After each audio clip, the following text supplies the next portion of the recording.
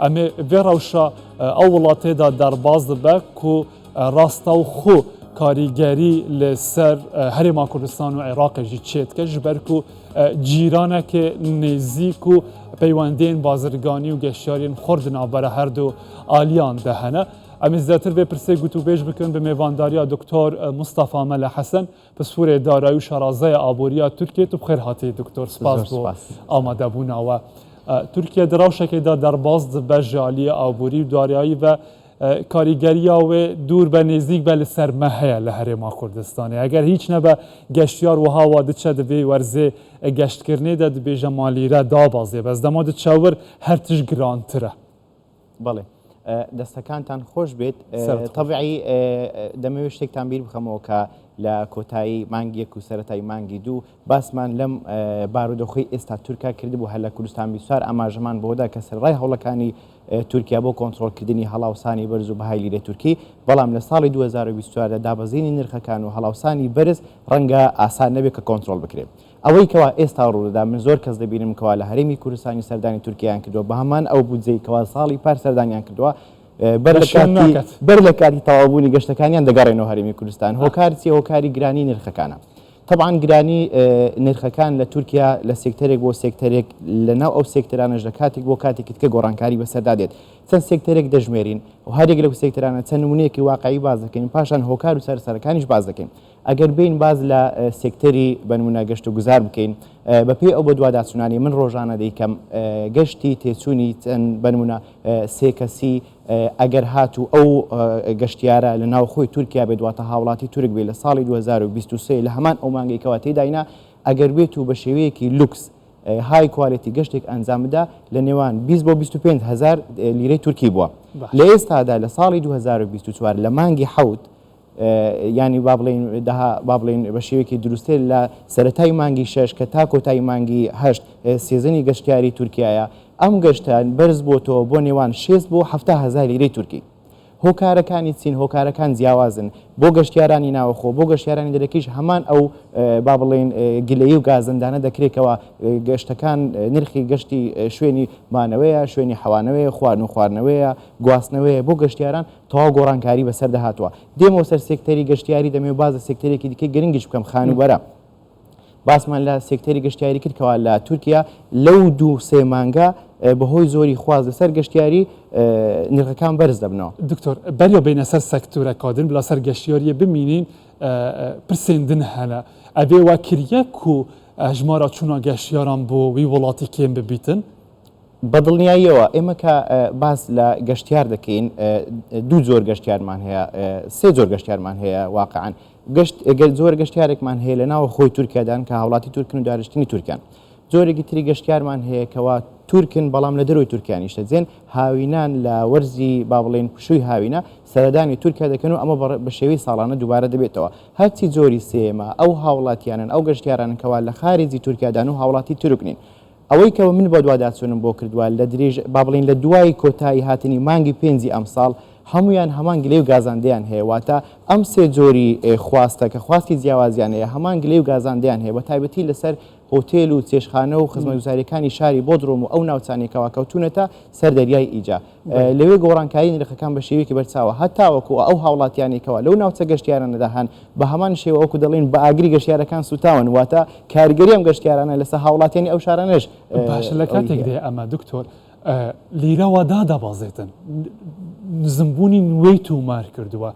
دەبێ نرخەکان دابازن چی وا دەکە کە لیرە دابازێتن و نرخەکان هەر لە بەرزبوونەوەی بەردەوام دەبێت؟ طبیعی دەمێ باز زۆر بکەم با بڵێن دابەزینی لیرە لە ئێستادا ڕەنگە زۆر ئاسان نەبێت و ئەو دابەزینەی کە تۆماریش کردواتە هەڵبەز و دابەزی بەردەوامە و ڕەنگە سیناریۆیەک بێ لە ئێستادەکەوە گونجاو بێ لەگەڵ حاڵەتی تورکیا، بەڵام لە درێژخایەن با بڵێن لەو دوو مانگێکەوە با بڵێن لە پێشە لیرەی تورکی ڕەنگە ئەو نزمبوونەوەی تۆمار نەکات. لیرەی تورکی بەو خێراییە دانابەزێ لەبەرەوە ئێمە باسمان کرد کە تورکیا تەنها ڕێگری لە بەرزبوونەوەی خێرای لیرە کردووە، واتە لە دوو مانگی ڕابردوو لە سێ مانگی ڕابردووە گە بەراوردی بکەین بە قۆناغی پێشووتر با بڵێن ئەوە نییە بۆ هەر مانگێک 100 لیرە بێتە سەر 100 دلاری ئەمریکی، واتە ئەگەر ئەم مانگە بە 3000 لیرە بووە مانگی داات و 3200 مانگی دواتر 3200، بەڵام ئەوەی کە دەیبین با بڵێن خاوبوونەوەی ئەو بەرزبوونەوە خێرایە سەبارەت بەوەیکەوە بۆچی لیرەی تورکی سەرڕایەوەیکەوە لەو دوو مانگە سێ مانگە بەهاکەی جێگیرە بەڵام نرخەکان گۆڕانکاریان بەسەردانایەت ئەوەیەکەوە تورکیا با بڵین هەم ئاستی موچەی با بڵین سەرەتایی بەرز کردوێتەوە بۆ هاوڵاتیان هەم لە ئەوەشدا با بڵین کە ئاستی موچەی ئەو کەسانێکەوە خانە نشینن ئەوانیش موچەکانیان بە ڕێژەیەکی بەرچاو زیادی کردووە لە هەمان کاتە زیادبوونی تێچووی گواستنەوە زیادبوونی تێچووی بەرهەمەکانی خۆراک و با بڵین ئەمە زیاتر پەیوەندیان بە گەشتیاری وایە کەواتە بوو گەشتیاران هیچی نەکردووە لە کاتێکدا پشتێکی گەورە پێی گرێ دەداتن بەو کارتە بەداهاتەکەیەوە خۆی ئەگەر بڵین ئەوەی کە تورکیا کاری لەسەر دەکات دوو گروپی جیاوازن هەم هاوڵاتیانن هەم گەشتیاران واتە تورکیا دەبێت لێ کاتە سەرڕای ئەوەی کەوا تێچوونەکانی زیاد کرێتەوە کاتێکەوە با بڵین موچە بەرز دەکەوە بێگومان کاریگەری دەخاتە سەر ئاستی هەلی کاریش تۆکە هوتێلێکت هەیە کە چێشخانەیەکت هەیە کە با بڵین موچەی ئەو کریکارانە ئەو کارمەندانە بەرز دەکەوە کاریگەری دەکاتە سەر ئاستی قازانجی ئەو هوتێلە ئەو چێشخانەیە ئەوان چی دەکەن لە بەرامبەر ئەوەدا بۆ ئیقارەبووی ئەوە بکەنەوە هەوڵ دەدەن نرخەکان زیاتر بکەن دووبارە ڕوبەڕووی کێشەیەکی کە دەبنەوە ئەویش گرانبوونی نرخی شمەک و خزمەتگوزاریەکان و بە تایبەتی خۆراکە کاتی نرخی خۆراکیش بەرز دەبێتەوە ئەو هاوڵاتیکەوە پاکێجێکی کاملی وەرگرتووە لە هۆتێلە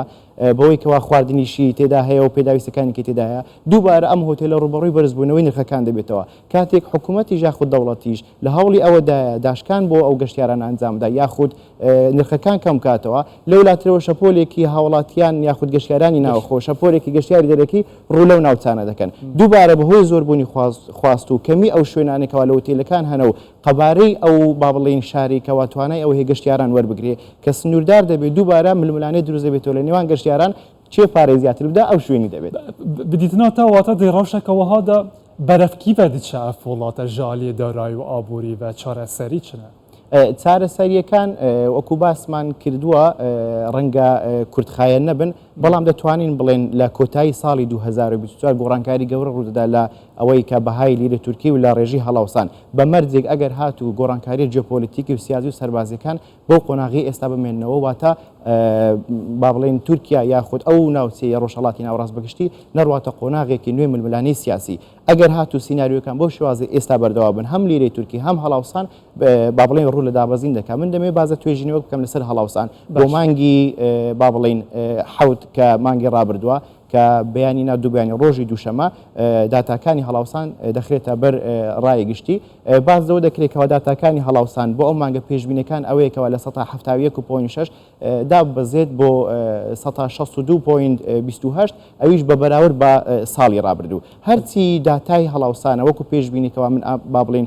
پێشبینی بۆ دەکەین ئەوەیەکەوە لە کۆتایی ساڵی 2024 ڕەنگە هەڵاوسانی تورکیا بە شێوەیەکی گشتی دابەزێت بۆ ئاستەکانی 1942 بۆ 1943 باشە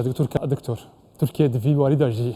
زەرار کریە دەدامەکێدا و گەلک پشتاخوا بەوێ چەندێژی گرێدەدا بیانی بچنەوێرێ ئاواهیان بکڕن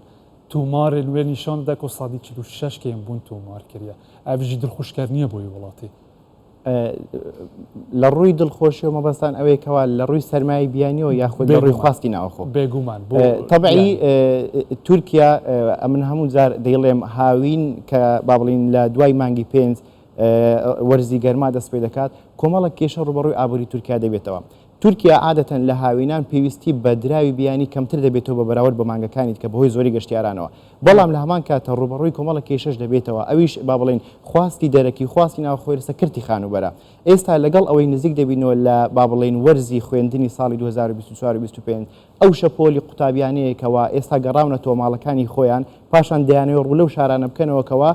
لە زانکۆکان تێدا دەخوێنی ناخود مامۆستای زانکۆن و دەگەڕێنەوە سەر کارەکانیان کاتێک ئەو خواستە زۆرە ڕوو لەو شارانە دەکاتەوە ئەو ناوچانێکەوە دەکەونە دەوروبەری یاخود ڕوبەری هاتوچۆیان نزیکە لە زانکۆکانەوە نرخی خانوبەرە بە ڕێژەیەکی بەرچاو گۆڕانکاریان بەسەردادێت ئەوەی کە لە هۆکارەکان هۆکاری دووەم ڕێ ئەو ڕێژە زۆرێ بەڕێستان باستان کرد لە با بڵێن هاوڵاتی بیانی کەوادیان هەوێ لە تورکیا و بەرهێنان لە کردی خانوبەرەدا بکەن بەشی هەرە زۆریان ڕوو دەکەنەوە ئەو ناوچانێکەوە بۆ گەشتیاری گونجاوە بنمونە ئیستانبوڵە ناوچەکانی دیکەی سەر ئاوەگەرمەکانە یاخود ئەو ناوچانێکەوە کەوتونەتە